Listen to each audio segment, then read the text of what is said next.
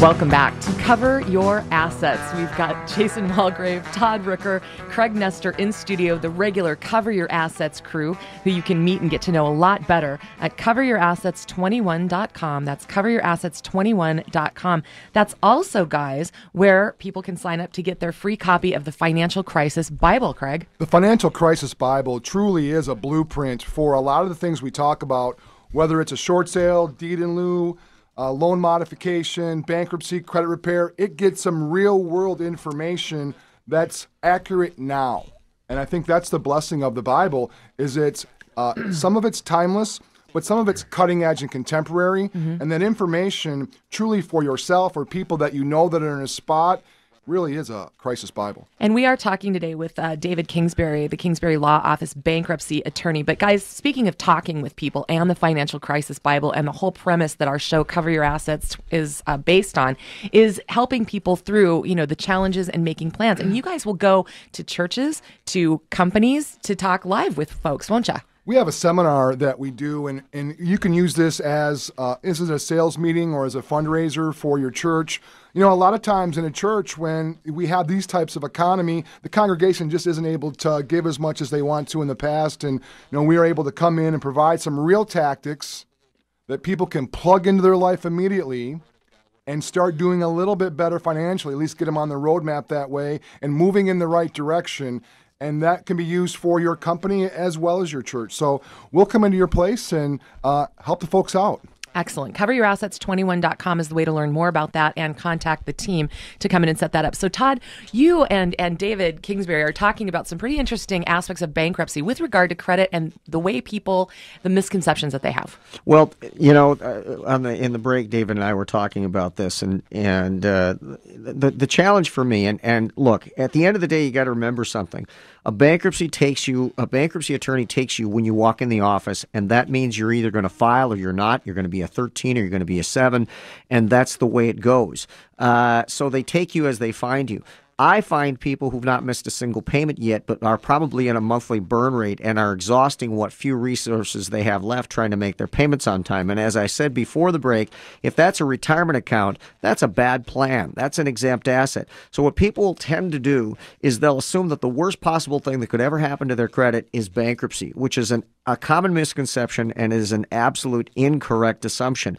It is not the bankruptcy per se that lowers the credit score and puts you in a compromised position all these years and months. And, people will say, well, your score goes down 300 points and such nonsense. It's not true. What it is, in fact, is the late payment history leading up to the filing of a bankruptcy. And when a person exhausts every resource they have, then they finally are so doggone depressed, they stop making their payments because it simply becomes an issue of whether or not they put food on the table or not. They can't afford to pay their creditors. They go for an entire year being depressed, don't pay their creditors until inevitably they wind up with judgments that open the door to garnishments and liens and levies. And now they have no choice but to go to a bankruptcy attorney. But now they've got an entire year's worth of missed payments, and it's so hard to recover. Had they looked at their financial position objectively a year ago, they'd have recognized that they, number one, qualify for bankruptcy, number two, could do it now, could have minimized all of the late payment history, a year's worth of agony, could have cut the cord, filed the bankruptcy, and could have moved on and rebuilt their financial life and moreover their credit in a fraction of the time. Well, this is the key. What Todd speaks about, they're going to make the tough decision anyway. Yeah. They're going to make the tough decision anyway. Let's make it soon enough so that we have the benefits of the tough decision. And it's who to pay, when to pay is all part of an encompassing strategy that has you living powerfully inside your income. Which is to say that they're exhausting exempt assets simply to delay the inevitable. That's the problem. Everybody believes they're going to turn it around, and look, I get that. But when you look at things objectively and you really put the numbers in front of people and they say, all right, look, your take-home pay is $3,200 a month and you're in a burn rate of $1,000 a month. This is not going to last for very long. And whatever you have to allow you to continue making the payments, and see, this is so often people say to me, well, I'm probably not like most of your clients. I haven't missed a single payment. I say, no, you're exactly like most of my clients. But when I look at your financial position, I can see that whatever resource you have to subsidize those payments that's allowed you not to become late and delinquent so far is a finite resource that's going to run out. So when we take that resource and we look at the amount of burn rate upside down monthly position you're in, you're only going to go 8 months or 9 months or 10 months, and you're out of money. Now, that money could be used on the other side of a bankruptcy because chances are you're going to be in that position anyway. But you're not going to have it because you're going to use it to delay the inevitable. Then when you no longer have this creditor debt, now you're going to be flat broke, and your ability to rebuild your financial life is going to be a fraction of what it would have otherwise been if you'd had access to these funds on the other side. So that's the key. We talk about this every week in some form, you guys. It's a matter of getting in touch with experts in various fields, and not just one that might have an interest in a particular course of action or outcome for you. You need to get a panel of experts, and a lot of people are feeling too beat up right now, I think, to try that, Todd. And why is that a bad idea? Well, for the very reasons that I just described, they believe they'll make statements to me. They'll say, "Look, man, you want me to pay you $250 just for a consultation? This seems absolutely absurd. If I could afford to do that, I could afford to pay my bills." And I say, "Okay, great. I got a plan. Just keep paying all of your bills until you completely run out of money. Then they garnish 25% of your wages, and then you won't have two nickels to rub together to go and talk to somebody about a strategic plan. You have to beg your church to be able to file the bankruptcy because you don't even have enough money to do that." And that is what people do. So, you got to step back and you got to look at the situation and say, if I am spending more than I'm making, then obviously if I've not missed any payments, the reason for that is that I'm using those dollars that I have as a resource to make the payments.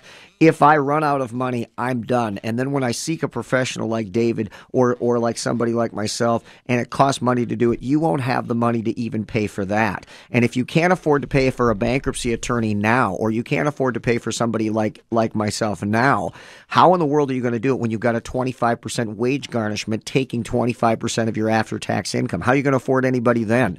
So does it make sense to step back, take a full analysis of your picture, and have a grand strategy that addresses every element, not just I want to keep the house, not just I've got credit card debt, but puts it all into perspective, considers the implications of a retirement account, considers the implications of credit and how you'll rebuild on the other side and where you'll be living and all of that, and then you put together a plan that addresses everything, and then you've got confidence and you move out and pursue that course. Well, I think a common misconception is that with a bankruptcy, all of your assets are wiped out. That everything is gone, your debt, your assets, everything. David, what's protected? And what are the questions that people come in? That is a good question. As I mentioned before, everybody thinks they're going to lose their house, they're going to lose their car, and those are kind of the sacred cows in our culture, especially the house. $360,000 worth of equity in a house currently is under Minnesota state statutes. Vehicles or some equity. $360,000 in equity. Under the state statutes. Most people don't have that kind of equity, so we don't have to go there. Anymore, they Under don't. the federal statutes, it's a lot more limited, but there are other advantages to using the federal statutes, too. And I do have to say, just harking back to what you were saying the last couple of minutes, Todd, it's really refreshing and heartening for me to hear somebody in your position, from a bankruptcy practitioner's standpoint, that really gets it in terms of why it makes sense to file, when you can, and what it's going to do for you. Almost everybody that I talk to, when they come into my office, they say, "What is this going to do to my credit? Oh my God, it's just going to kill it."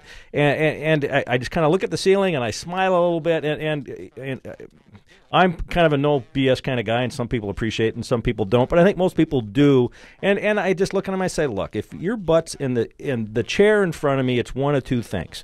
Either your credit's real bad or it's real good, but it's going to be real bad real soon. So walking away from a bankruptcy is a lot less painful than most people think, because the damage has been done. You can keep your assets. You can get that fresh start. You can move on. You can sleep at night. The stress relief you get in your marriage is unbelievable. If you've got debt problems caused a lot, I mean, it just bleeds into all aspects of your life, to tell you the truth. I mean, who knew that there was a happy side to this? I mean, because some people would consider this to be somewhat of a dark topic. 855-835-8500 is the number if you do have a specific question. But, back up just a little bit. I think this bears repeating, or at least a little bit more time. I mean, you do have to qualify for a bankruptcy, because in a way, some people might think it's just a panacea. And there's definite caveats, which is why you need to talk to you. It's not a panacea for all ills. It won't make your life perfect. It does take care of certain types of debt problems. It can help you with their mortgages. It doesn't wipe them out. It can help you with them. It generally gets rid of unsecured debt where there's no collateral. Some priority claims like recent taxes, child support, those types of things are not dischargeable. But those things, frankly, they can go away. Now, having said all of that, here's the other thing that is worth mentioning. This is a sad portrayal on bankruptcy, but statistically, nearly 70% of the people who file bankruptcy will live to do it again. That's the depressing part. Now, why is it that happens? We call that the tail. Yeah, because people do not fundamentally change the way they manage money. They believe that they're in this position because of a certain thing. They put their finger on it, and then they take a deep breath and dream about when things get back to normal. Well, they don't understand. Normal was the problem in the first place. As a culture, we've done a horrible job teaching people to manage money. Yeah. And so when I work with a client and I take them through a bankruptcy and help them through that process, that's why my contract is 1 year, because I try to help them before, during, and after. And the primary goal is to ensure that on the other side of this equation, they are stronger than they've been, and to ensure that they will never be in this position again. I think you said something that was really stunning. 70% of people who filed will do it again, and I think therein lies the key and why Cover Your Assets is such a valuable resource. And we're here every single week, and I'll just tell you who's at the table here. We are so lucky to have David Kingsbury, Kingsbury Law Office here, bankruptcy attorney. Todd Rooker. We've got Jason Walgrave. He's a short sale and investment property specialist and foreclosure defense. Craig Nestor. 855-835-8500 is the number to join us here live on the air. 855-835-8500. And also, don't forget, coveryourassets21.com. That's coveryourassets21.com. You can download a free copy of the Financial Crisis Bible. So more on this, bankruptcy, and all things assets coming up.